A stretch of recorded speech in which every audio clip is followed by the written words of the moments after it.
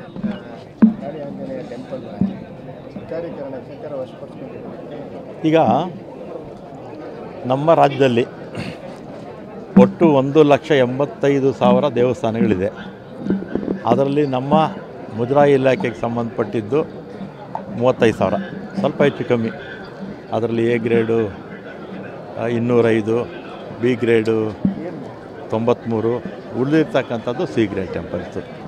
ಇನ್ನು 1,50,000 ದೇವಸ್ಥಾನಗಳು ಖಾಸಗಿ. ಎಷ್ಟು?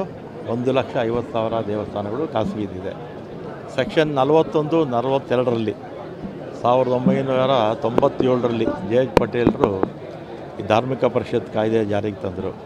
ಆಗ ಖಾಸಗಿ ದೇವಸ್ಥಾನಗಳಲ್ಲಿ ಏನಾದರೂ ಜಗಳ ಇದ್ದು ಅಲ್ಲೇನಾದರೂ ಅವ್ಯವಹಾರ ನಡೆದರೆ ಸರ್ಕಾರ ವಶಕ್ಕೆ ತಗೊಂಡು 5 ವರ್ಷಕ್ಕೆ ವಾಪಸ್ ಕೊಡಬೇಕು ಅಂತ ಕಾಯ್ದೆ ಮಾಡಿದ್ದಾರೆ.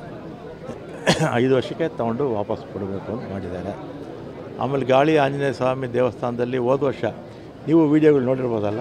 ಹೌದು, ಹಣದ್ದು ನೀವು ನೋಡಿದ್ದೀರ ಅದೆಲ್ಲ ಹಣ ತಗೊಂಡು ಹೋಗ್ತಿರ್ತಕ್ಕಂಥದ್ದು ಎಲ್ಲ ವೀಡಿಯೋಗಳಲ್ಲಿ ಕೂಡ ಬಂದಿತ್ತು. ಅದಾದ ಮೇಲೆ ಈಗ ವಶಕ್ಕೆ ತಗೊಂಡು 5 ವರ್ಷ ಆದಮೇಲೆ ಅವ್ರಿಗೆ ವಾಪಸ್ ಕೊಡ್ತೀವಿ. ಆಮೇಲೆ ಇದೇನು ಹೊಸದೇನಲ್ಲ. ಈಗ ಬಿ ಜೆ ಪಿ ಸರ್ಕಾರ ಇದ್ದಾಗ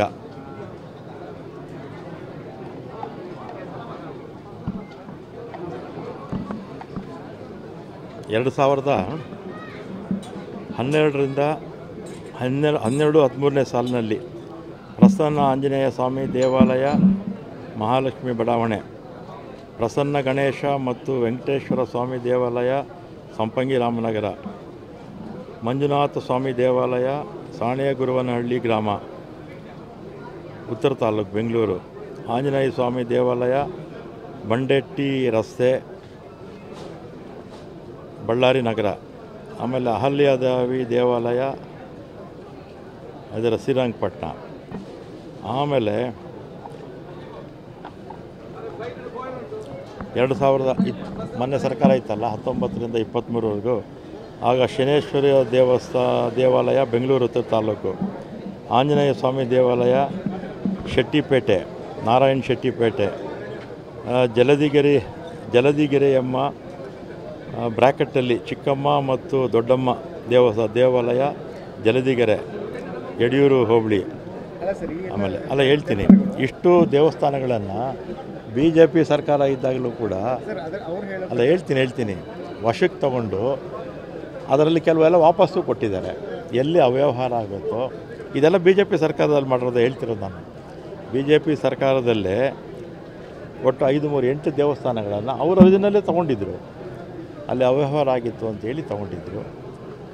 ಈಗ ಅಲ್ಲಿ ನೀವೆಲ್ಲ ವೀಡಿಯೋಗಳು ನೋಡಿದ್ದೀರಲ್ಲ, ಹಣ ತೊಗೊಂಡು ಹೋಗ್ತಿರೋದು ನೋಡಿದ್ದೀರಲ್ಲ, ನಿಮ್ಮ ಮಾಧ್ಯಮಗಳೆಲ್ಲ ಎಲ್ಲ ಟಿ ವಿಗಳಲ್ಲೂ ಬಂತಲ್ಲ. ನನ್ನ ಹತ್ರನೂ ಇದೆ, ಕಳಿಸ್ತೀನಿ ನಿಮ್ಮಂತ ಕಳಿಸ್ತೀನಿ. ಅವ್ಯವಹಾರ ಆಗಿದೆ ಅಂತೇಳಿ ಆಮೇಲೆ ಈ ಥರ ಖಾಸಗಿ ದೇವಸ್ಥಾನವನ್ನು ಈ ಥರ ಅಲ್ಲಿ ಆಡಳಿತ ಮಾಡಲಿಕ್ಕೆ ಕಿಚ್ಚಲಾಟ ಇರುತ್ತೆ, ಆ ಥರದ ಅವ್ಯವಹಾರ ಇರುತ್ತೆ. ಅಂಥ ಸಂದರ್ಭದಲ್ಲಿ ತಗೊಳ್ಳೋದಕ್ಕೆ ಕೋರ್ಟ್ಗೆ ಅಧಿಕಾರ ಇದೆ, ಮತ್ತು ಜಿಲ್ಲಾಧಿಕಾರಿಗಳಿಗೆ ಅಧಿಕಾರ ಇರುತ್ತೆ, ನಮ್ಮ ಆಯುಕ್ತರಿಗೆ ಅಧಿಕಾರ ಇರುತ್ತೆ. 3 ಜನಕ್ಕೆ, ಒಂದು ನಿಮಿಷ ಹೇಳ್ತೀನಿ, 3 ಜನಕ್ಕೆ ಅಧಿಕಾರ ಇರುತ್ತೆ. ಈಗ ತೊಗೊಂಡಿದ್ದೀವಿ, ಅವ್ರಿಗೆ ಮತ್ತೆ ವಾಪಸ್ ಕೊಡ್ತೀವಿ. ಅದೆಲ್ಲ ಸರಿ ಮಾಡಿ ಅವ್ರಿಗೆ ವಾಪಸ್ ಕೊಡ್ತೀವಿ. ಅಲ್ಲ, ಇದು ಹೇಳಿ ಇದೆ. ಈಗ ಅವರಿಗೆ ಈ ಪ್ರಶ್ನೆ ಕೇಳ್ತೀನಿ. ಈಗ ನೋಡಿ, ಇಷ್ಟು ದೇವಸ್ಥಾನಗಳು ಬಿ ಜೆ ಪಿ ಸರ್ಕಾರ ಇದ್ದಾಗ ಸರ್ಕಾರ ಮುಜರಾಯಿ ಇಲಾಖೆಗೆ ತೊಗೊಂಡಿದ್ರು. ಬಿ ಜೆ ಪಿ ಸರ್ಕಾರ ಇದ್ದಾಗ, ಒಂದು ನಿಮಿಷ ಇರಿ, ಬಿ ಜೆ ಪಿ ಸರ್ಕಾರ ಇದ್ದಾಗ ನೋಡಿ, ಇಷ್ಟು ಸರ್ಕಾರ, ನಾನು ಹೇಳಿದ್ನಲ್ಲ ಇಷ್ಟೊತ್ತು, ಈ ದೇವಸ್ಥಾನಗಳು ಬಿ ಜೆ ಪಿ ಸರ್ಕಾರ ಇದ್ದಾಗಲೂ ತೊಗೊಂಡಿದ್ದವರು ವಾಪಸ್ಸು ಕೊಟ್ಟಿದ್ದಾರೆ. ನಮ್ಮ ಇದು ಅವಧಿನಲ್ಲಿ ನೀವು ನೋಡಿದಿರಲ್ಲ, ಹಣದ ಅವ್ಯವಹಾರ ಆಗ್ತಿರ್ತಕ್ಕಂಥದ್ದು, ಹಣ ತೊಗೊಂಡು ಹೋಗ್ತಿರ್ತಕ್ಕಂಥದ್ದು ಕ್ಲಿಪ್ಪಿಂಗ್ಸ್ ಈಗಲೂ ಇದೆ, ನನ್ನ ವಿಡಿಯೋದಲ್ಲಿದೆ, ನಿಮಗೆಲ್ಲರಿಗೂ ಹಾಕ್ತೀನಿ.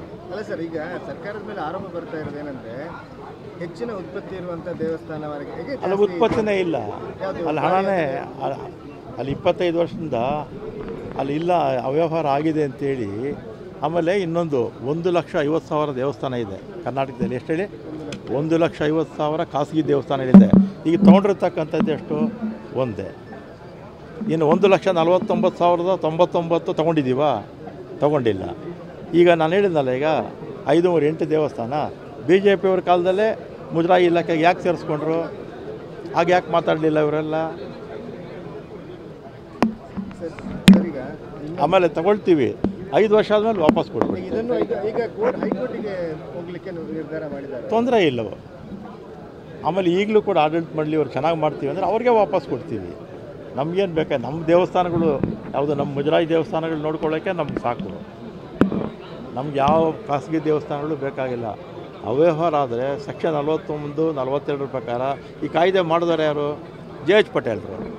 ಆ ಕಾಯ್ದೆ ಪ್ರಕಾರ BJPಯವರು ಅವರ ಅವಧಿನಲ್ಲಿ 8 ದೇವಸ್ಥಾನಗಳನ್ನು ಮುಜರಾಗಿ ತೊಗೊಂಡಿದ್ದಾರೆ, ವಾಪಸ್ಸು ಕೊಟ್ಟಿದ್ದಾರೆ. ನಾವು ತೊಗೊಂಡಿದ್ದೀವಿ, ಮತ್ತೆ ವಾಪಸ್ ಕೊಡ್ತೀವಿ.